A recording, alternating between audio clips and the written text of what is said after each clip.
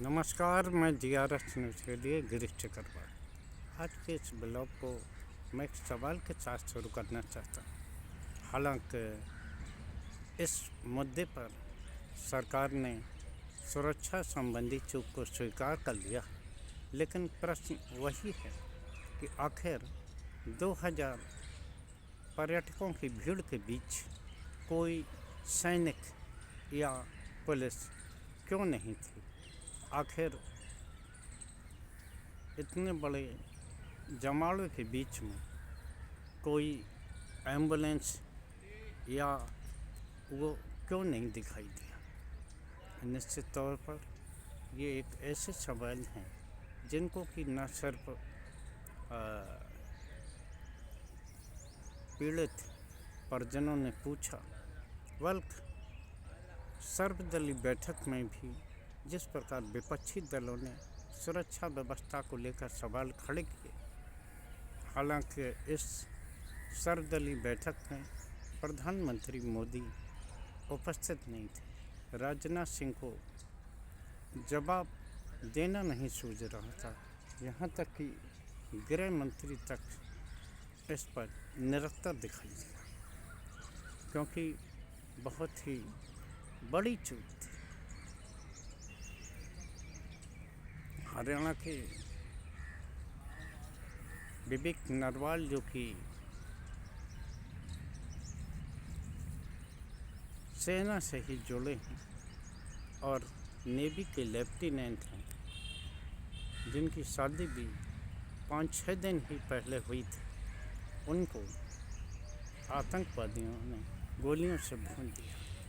उनकी बहन सृष्टि ने चीख कर मुख्यमंत्री के सामने ये सवाल खड़ा किया कि मेरा भाई 1.5 घंटे तक तड़पता था और न तो वहाँ कोई सहायता आई और न ही कोई एम्बुलेंस की व्यवस्था। खून बहने के कारण उनका भाई मरा।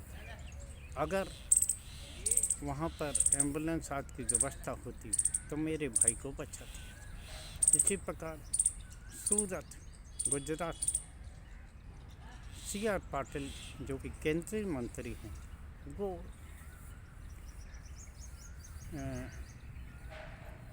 वहाँ के शैलेश भाई के मृत्यु पर शोक संवेदना व्यक्त करने गए थे।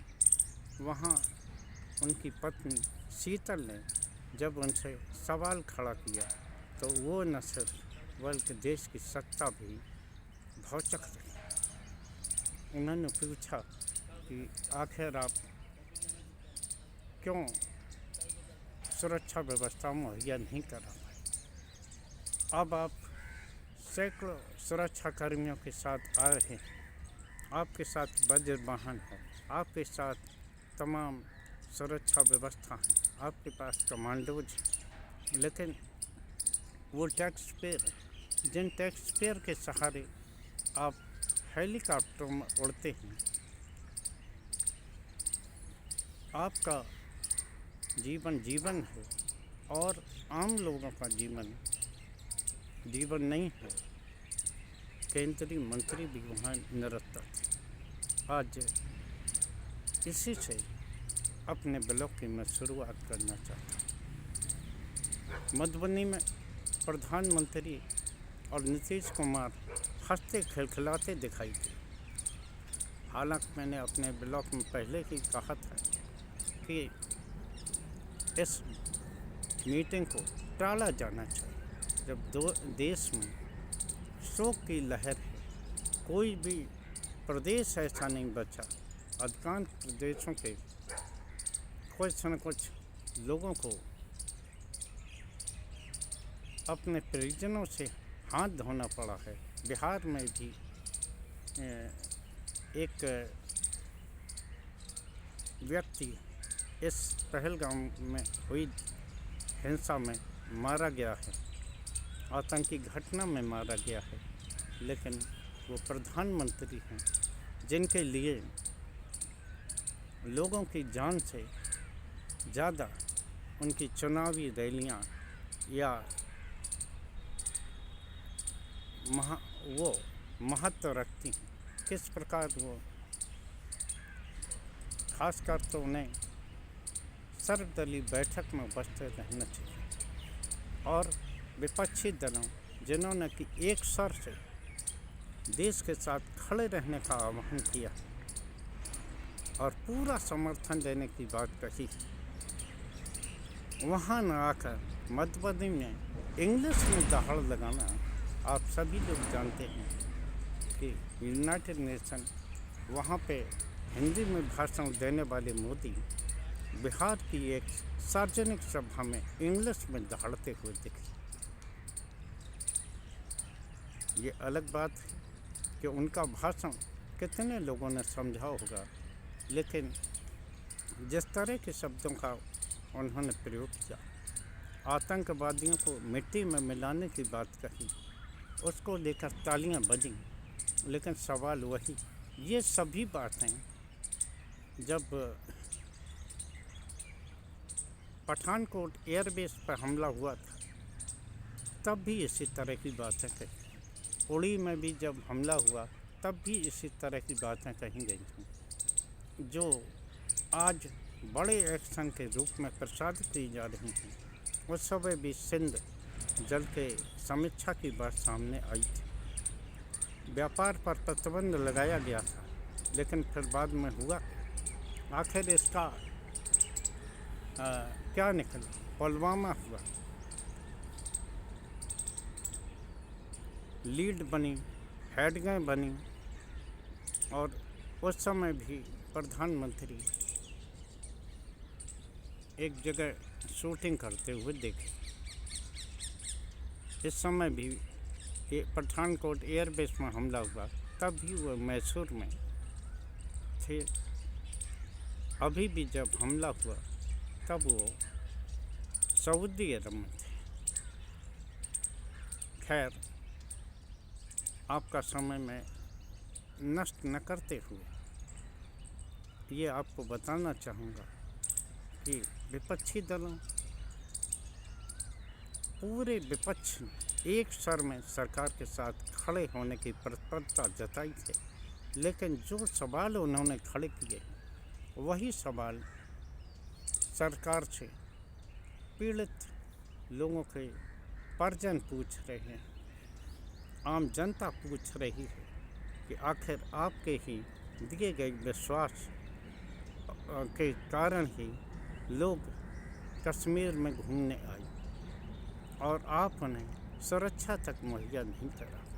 इस घटना में आईबी का भी एक अधिकारी काल कलवित हुआ है। हालांकि सरकार इसकी पुष्टि नहीं कर रही, लेकिन नेवी के एक अधिकारी के मारने जाने और उसके परिजनों द्वारा किए गए सवाल का जवाब संभवतः न तो सरकार देने की स्थिति में है और न ही कुछ। सरकार ने सर्वदलीय बैठक में भी स्वीकार किया कि सुरक्षा में चूक हुई। बहुत वो बात है कि जब वहाँ सुरक्षा के लिए एक जवान नहीं था, सुरक्षा में चूक कैसी? वहाँ सुरक्षा थी ही। सरकार ने स्वीकार किया कि ये मार्ग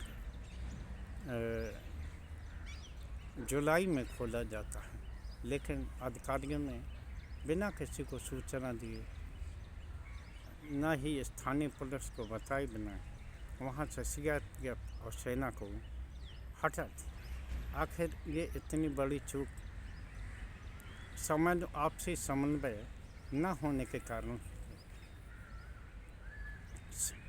केंद्र सरकार किसी भी हालत में अपनी जिम्मेदारी से बच नहीं सकती और न ही वो स्थानीय सरकार पर ही दोषारोपण कर सकती, क्योंकि जम्मू कश्मीर में भी केंद्र शासित प्रदेश होने के कारण पूरी सुरक्षा व्यवस्था गृह मंत्रालय के अंडर में है। निश्चित तौर पर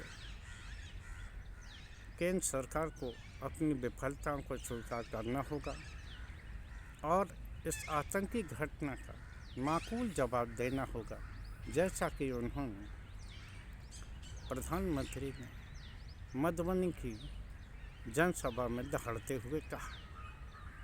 निश्चित तौर पर इस पे आम जनता की तालियां जरूर बजी, लेकिन साथ ही ये देखना होगा कि ये दहाड़ पुरानी दहाड़ों जैसी तो नहीं रहती, जहाँ की लगातार चाहे पठानकोट में एयरबेस पर हमला हो, उड़ी में हमला हो, अन्य आतंकी हमले हों, जिसमें कि देश की सत्ता इसी प्रकार दहाड़ती रही है, लेकिन उसका नतीजा कुछ भी नहीं निकला।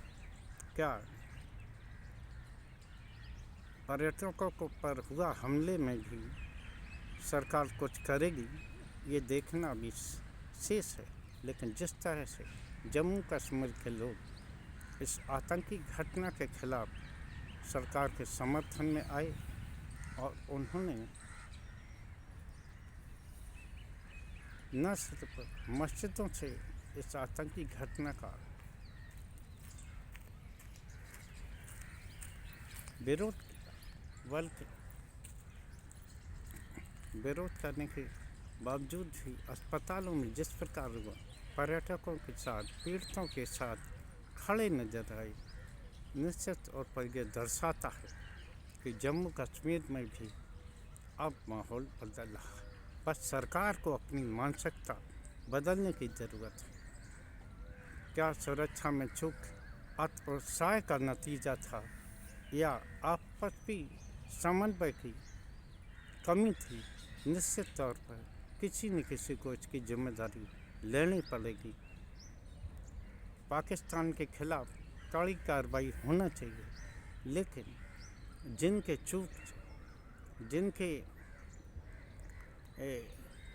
आदेश से सेना और CRPF हटाएगी और सरकार ने भी इसको माना, तो क्या उन लोगों पर भी कोई कार्रवाई होगी क्या?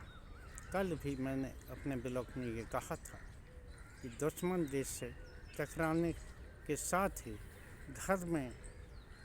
घर को भी दुरुस्त करना पड़ेगा और मीडिया की अनियंत्रित रिपोर्टिंग, जिसमें कि वो हिंदू मुस्लिम करती हुई दिखती है, निश्चित तौर पर ये एक ऐसी आतंकी घटना है जैसे कि कोई भी डिफेंड नहीं कर रहा। पर्यटकों की जो आप बीती आ रही उसमें भी ये बताया जा रहा है कि स्थानीय लोगों ने उनकी कितनी मदद की।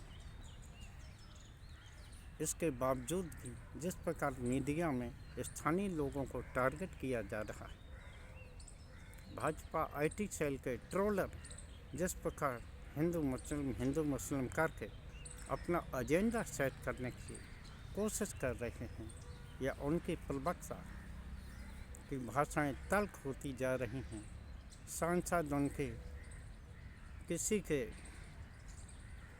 अंडर में नहीं हैं, तो सरकार को ये देखना होगा कि इन लोगों पर भी पर्याप्त लगाम लगाने की आवश्यकता है। नहीं तो मामला बनने के बजाय बिगड़ जाएगा और लोगों के वो आरोप भी साबित हो जाएंगे कि वर्तमान सरकार केवल चुनाव जीतने के लिए ही तमाम तरह के अभियान चलाती है। जिस तरह से इस दुख की घड़ी में भी प्रधानमंत्री मोदी ने बिहार में एक गाड़ी को हरी झंडी दिखाने और सार्वजनिक जनसभा को संबोधित करने और मुख्यमंत्री के साथ हंसते खिलखिलाते फोटो खिंचवाने का काम किया, उसकी तो सार्वजनिक तौर पर आलोचना की ही जानी चाहिए। आज के ब्लॉग में बस इतना ही। जय हिंद, जय भारत। कल फिर किसी मुद्दे के साथ आपके साथ जुड़ने का प्रयास करूँ।